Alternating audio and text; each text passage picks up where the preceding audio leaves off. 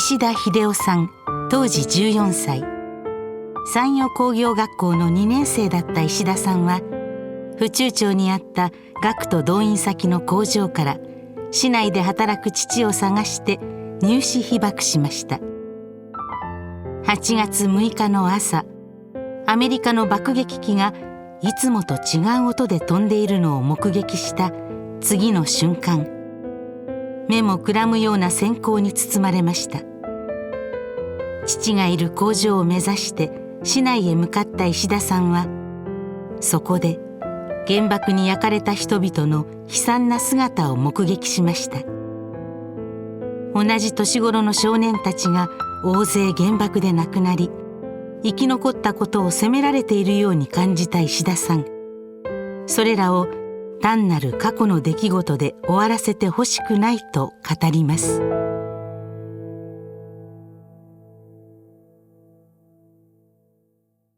私の方は父親と母親と、あと私と妹の4人家族でした。私の家は広島客の駅と貨物の駅のちょうど中間あたりの線路端におりましてね。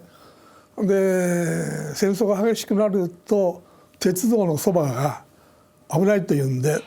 鉄道のそばから50メーターほど建物をみんな抜きなさいと、昭和20年3月の終わりまでに抜きなさいということで強制的に抜けられました。私が行くところがないもんだから、母親の里、今は広島市だけども安芸中野といって山陽本線で3つ目の駅のそこへ疎開しておりました。その動員という命令が出たのが私らが中学2年生になった時に出たんです。動員というのも学校行くなと、直接工場に行ってそこの工場の人間と同じように働いてきたと、ですからもう勉強をそっちのけですよね。爆心地からちょうど4キロぐらいのところだったんですがね、ここは円光川という川が府中の方から来た府中部の川というあれが一緒になったところの反対側だから、広島市でなしに府中町だけど爆心からちょうど4キロのところに、そこは炭鉱造機というあれで鍛冶屋さんの大きな工場、そこに動員されました。一番最初に私らが動員された工場にはお前らが入る防空壕はないよと。で初めの仕事として50メーターも離れてないところに丘のような小さい山があったんです。そこを横穴を掘って防空壕にするように借りたから、でそこを掘れということが一番最初の仕事だったんです。なんで掘るんから手で掘らせん人がやったら、まあ雫の工場ですね。見る前にポンポンポンポンポンポン蒸気ハンマーで捉えて何をことするのかと思ったら、飛び口じゃないつるはしかね、あれ見る前にこしらえるんですわ。その3丁ぐらいこしらえて絵を据えて、こうやって持たせてもらって山をポッカポッカ掘って、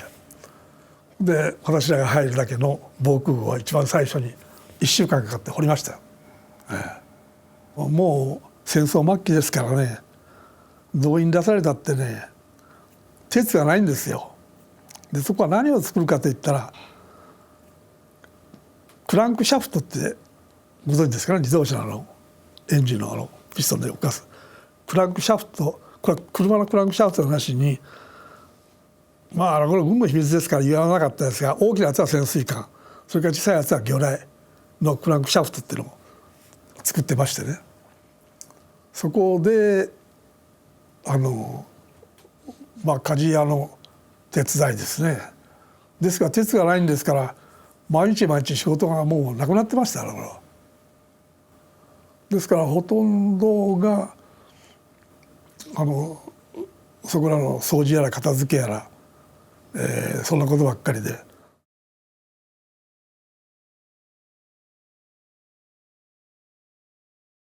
8時15分ですから、ちょうど朝礼が終わって今日は仕事がないからお前のところでちょっと陰でも休んどけと言って先生が2階上がった時に、その時にねその工場に雑用で働く男が一人おったんです、年の男が。今日の B29 と BB って言われましたからね。B は稲毛の音がしよるぞって言って、どこどこって言って、それを私らが空見えるんですよ。そしたら稲毛な音っていうのは広島弁だけども、いつもとは違う音がするよと。 B29 は急旋回してもエンジン全開でもそこでくるっと回ってるのはくるっと回って逃げるの。その逃げる飛行機を見たんです、私らも。本当今日おかしいな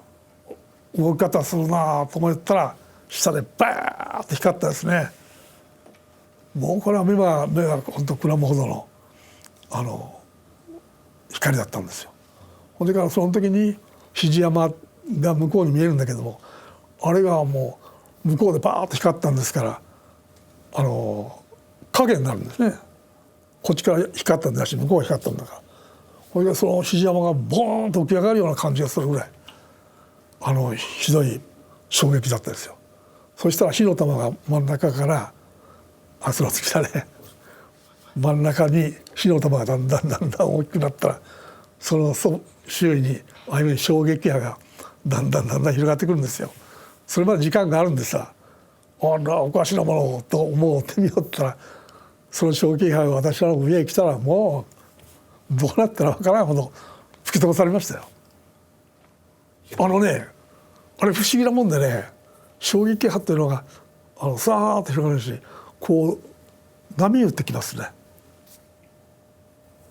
だからその波が何本か自分の上に来たなと思ったら、まあ音というか爆風というかね、まあ叩きつけられるというか、私はもうこれは爆弾が近くに落ちたんだと思って、これは私は訓練されておりましてね、で爆弾が近くに落ちるだろうと、あるいは落ち出したらやれと言ったことは、耳を親指で押さえと、であと2本の手で目を押さえと、で口は開けとけと、そして伏せろと。それを何度かもう訓練されてましたから、その時に私も気が付いたけど、それやっとったね、ちゃんと。もう真っ暗ですね。でそのまで工場の1階のお手がないのにしよったんですが、バーンってきて真っ暗になっちゃって、もうここ私らがおったところは鍛冶屋さんの大きな工場を見てるところですから、もうすすがもう小腹が溜まっとるんだと思うけど、私は外におったんですけどもね、真っ暗になりましたよ。ほんで音が静かになっちゃったから、あらこれ明日死んだんかなと思って、ほべったほんと詰めてみたんですよ。俺はどうなんやな、これ真っ暗しようになったけどどうなんかなと思って思いよると、すすかなんかでも真っ暗になった部屋が下の方からスーッと明るくなってくるんですね、あれ。まあそういう埃が上が逃げていくんかどうか知らんけど、ほんでスーッと下が見れるようになったら、あらこれはわしら死んじゃうなんだと思って見えると、私らのどこに出された人間で下駄履きのやつがガタガタ走っていくもんだから、あらこいつら逃げよるなと思って、わしらも立って工場の門のところまで行ったら、みんなそこ集まってましたよ。そしたら顔はもうすすだらけ、すすでも顔が汗と一緒で真っ暗になってるから、まずは顔を洗って山へ掘った防空壕へ一応避難しましたよ。そして広島上空を見たら、さあ上がっていって上へキノコのような大きな雲が広がっておるのを見ました。私らは東から西に見たんですね。だから私らが見た時はこういうふうになって、その火の玉ができたやつがずっと上上がっていくんですが、それにつれて何ですかね、そこらのあれを吸い上げていく状態、どうなってできるんかしらけど、私が見た時にはそういう状態でどんどん本当にそのキノコがもう1万メーターぐらいまで上がったんじゃないですか。私も広島市内どうなったか、うちの町が広島市に近い方に前の晩から工場へ泊まりでおったもんだから、親父がちょっとどうかな心配で行ったんですよ。市内に帰る人間が2人か3人かおりましたから、その後連れ立って帰りましたよ。ずっと先が広島駅なんですよ。でこっちが大津橋を降りて何メーターぐらい行ったとかちょっと覚えてないけども、向こうが広島駅に通じる道で、広島駅からさ2キロぐらいかな、ここは。これね、ゴザかぶった人、これ若い女性ですよ。最初にやけどをした時はもう赤くなったり腫れたりせんですよね。この若い娘さんはね、その表現、顔の表現をするのに蜘蛛の巣を何枚も何枚も何枚もこう食って、その蜘蛛のあれが顔ひっついたような顔だったと。あれかぶってあるのは途中でどっか家かどっかのゴザ、頃は畳の上にまた敷物のゴザが置いてあるとこ多かったから、そういう家でそのゴザを適当につけて、もう肩が見えるぐらい衣服が焼け取ったかもわからんから、それでそれをかぶって、そして逃げてこられるのに、最初ひどい人に、一番ひどい人に出会った絵ですよ。どうしてこうなるんかなと思ってね。で後から来る人見よると、もう本当怪我でなしにやけどした人のひどい人をね、皆手をこういうふうに下げて皮膚がぶら下がっとる状態の人が後ろの方から歩いてくられるのちょうど出くわして、うちの親父が市内に近い方におるからどうかなと思ってそこを探しに行きましたよね。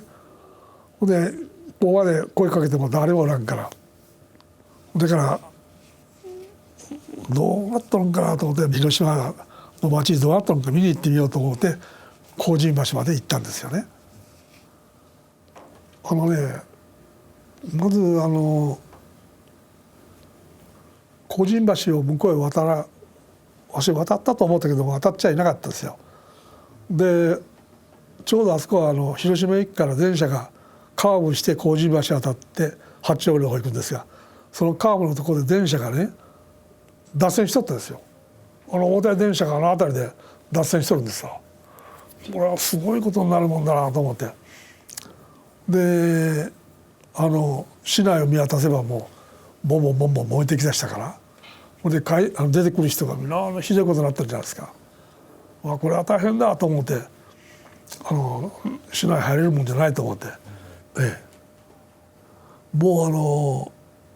う動けなくなって、そこらへ黒い影の人が歩道やらないのに腰掛けてられますね。あれはもうやけどしてね、そこからもう動けんというような状態で座ってられた。で助けてよ、じゃあそれを担架でも車でも乗せて行ってよかった人もらえせんですよ。みんな出てくる人みんなやけどや怪我ですから、もうこれはもう向こうがもう炎が見えるぐらい煙が上がりおりましたからね。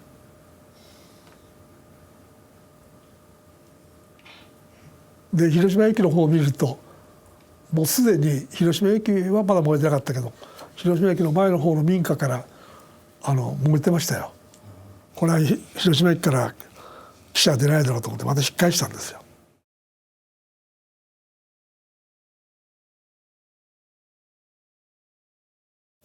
前の晩にその工場でちょうど大津の工場で泊まりになってですね、でまた起きて工場の中の、片付けをしよったか準備をしよったか知りませんけども、工場の屋根に明かり取りでガラスがずらっと貼ってあるところがありましたね。それのガラスがそれは爆風であれだけひどい爆風ですから、もうこれがなって散ってもうセラにも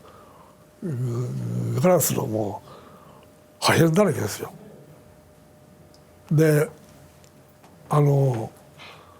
表へ出てこう国道へ出て何か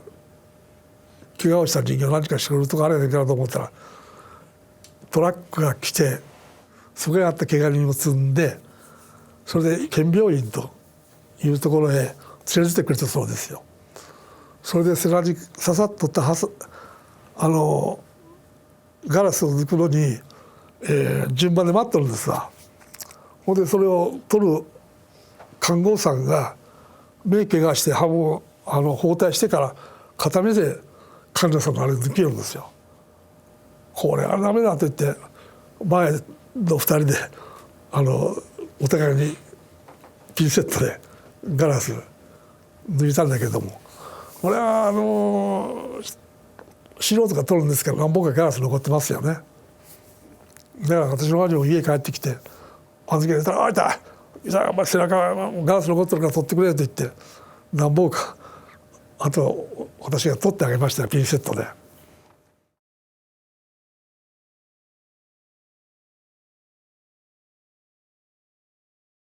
おじさんが私の母親と兄弟のご主人が印刷工場に勤めておられて夕方それで帰ってこられたんですよ。でそれで500メーター以上おったら死ぬということは私は全然知りませんでしたから。で杖をついて帰ってこられてうちの親父らもそれからおじさんなんかも3人大人が集まってその爆弾の話どうしたああいう爆弾市内の方から帰ってこられたおじさんは市内の中にどこにも爆弾の穴はなかったと。おじがぐちゃぐちゃにめげて燃え出したと。何だろうかって原爆というのは知りませんでしたから。でそれで話をそこでしおられたんですけどもね、その印刷工場におられたおじさんだけがだんだん元気がなくなってしまって1週間後に亡くなりましたよ。お医者さんが来て疫痢とか赤痢とかいうああいう病気だって言ったんですわ。ほんですぐ消毒が来てもう玄関から便所からザーッと掃除して帰ったんです。そしたらあそこにはもう伝染病のあれが出たっていうんで近所の人が全然寄りつかなくなってね、初めは自分で歩いて杖ついてでも近くの小学校に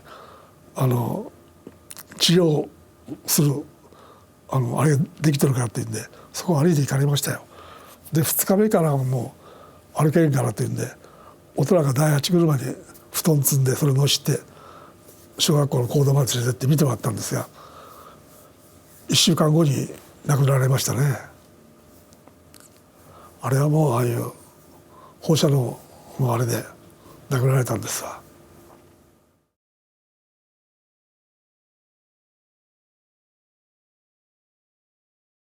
あくる日の夕方ですね、田中電機という会社をやりよった社長が兵役で九州に行っとったんですから、で奥さんが来られてねうちの息子が帰らんで探しに行ってもらえんかということをね言ってこられて、うちの親父があくる日から探しに行ったんです。あれは修道へ行っとったんですわ。そしたら修道ね雑魚場町というところで建物使いの作業やりがあって修道の連絡書を行ってみると生きとれば向こうの似島に収容されてるから行ってみなさいって言って田中君のお姉さんと一緒にうちの親父が行ったんですよ。そしたら前の日に亡くなってた。で田中君って勢いのいいやつでね木琴構えやつで勢いのいいやつだったけどあれが死ぬ時に面倒を見てくれた兵隊さんにね「兵隊さんこれ敵取ってくれ」って死んだそうだよ。まだ戦争中だからね。これは残念だったろうと思うよね。あの日石田さんと同い年の田中君や山陽中学工業学校の1年生をはじめ爆心地付近で建物疎開作業をしていた多くの動員学徒が命を失いました。私は田舎へ疎開しとったんですが、駅から家帰るまでにそういう同い年ぐらいの他校よその学校の生徒がおるんですね。でそれのお母さんが道端で会うたら「あんたどうして生きとるん?」と「うちの息子が死んだのにあんたどうして生きとるんか」って言って、ねえ、もう言いようがなかったねあれや。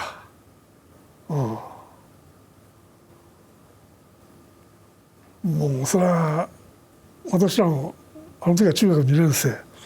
で1年生はもう本当町へ出て建物疎開の作業やったのはみんな死んどるんですからね。で同年配のわしが帰ると「あんたどうして生きとるんか」って言って「どうして」って言ってもう言いようがなかったね本当あれは。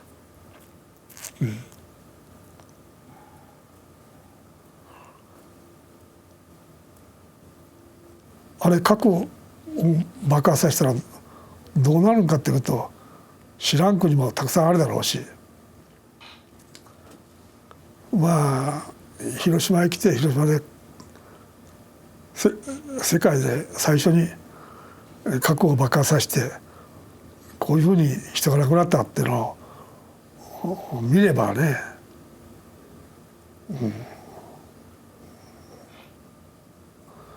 まああれをいわゆる昔話みたい昔々あるところにおじいさんとおばあさんそんな話してもらいたくない。